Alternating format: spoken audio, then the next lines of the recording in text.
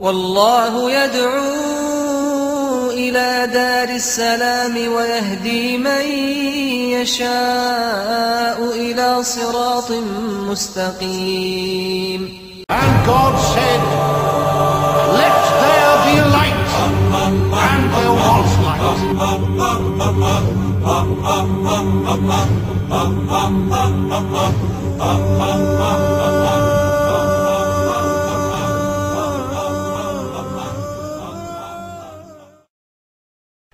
Praise be to Allah, who showers His mercy on His servants and guides His obedient servants to the straight path.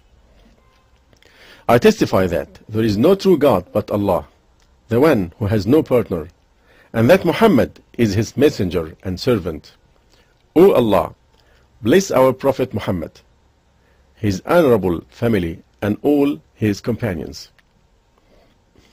The topic to be discussed now is the history of religion and the origin of the true religion.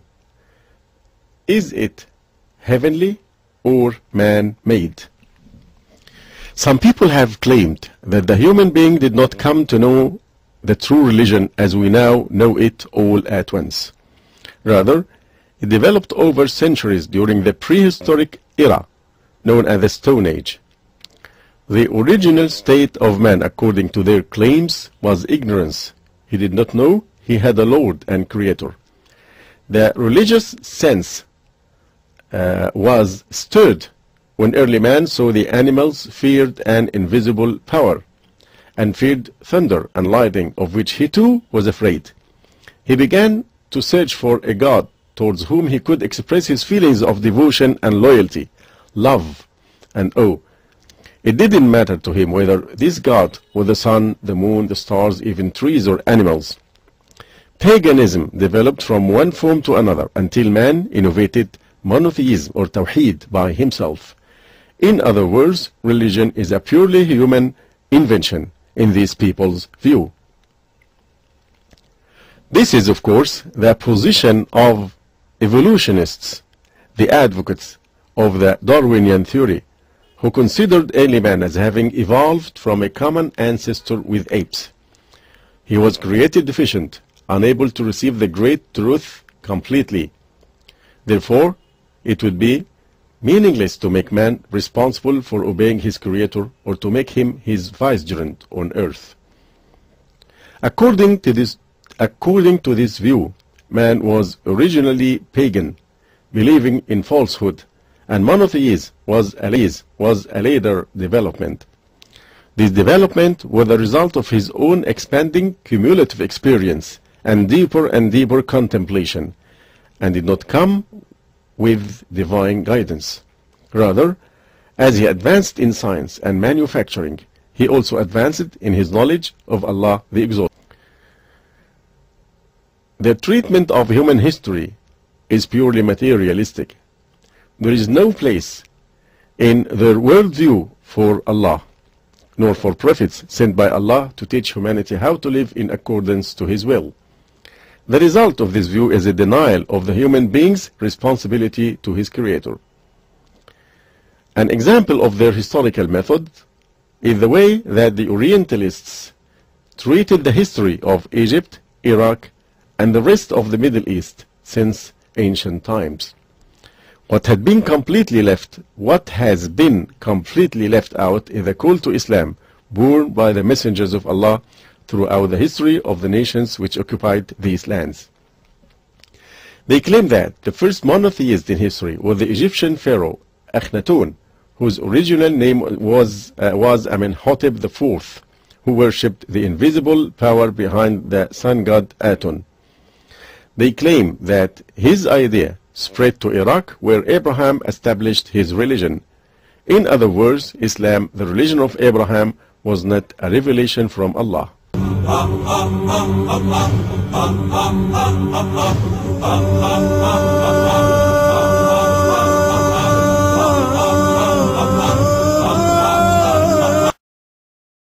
Now let us move to discuss the methodology of researchers in the origin of religion.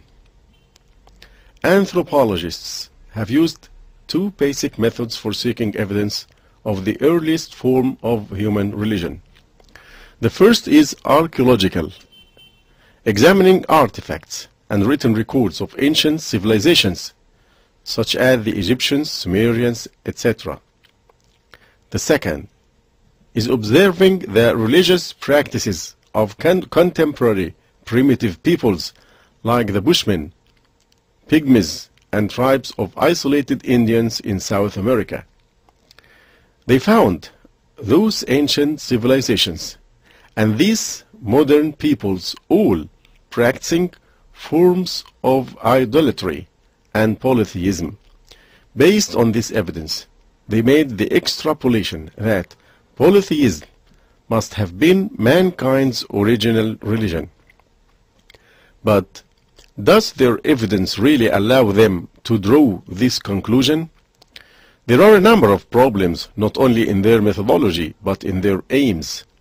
The first thing we must be clear about is that conclusive knowledge about prehistoric events cannot be obtained, which makes the goal of their research dubious. As for their methodology, it is based on the assumption that those primitive peoples and ancient civilizations had always been in the same condition as they were when we came to know of them, or were even more primitive in their beliefs in the preceding eras. This assumption is not founded on evidence. An alternative possibility is that these religious forms represent a degeneration from an earlier correct religion. Evidence for this possibility can be gleaned from the histories of known religions, from the beginning of history until today. Judaism and Christianity started out as pure monotheistic faith.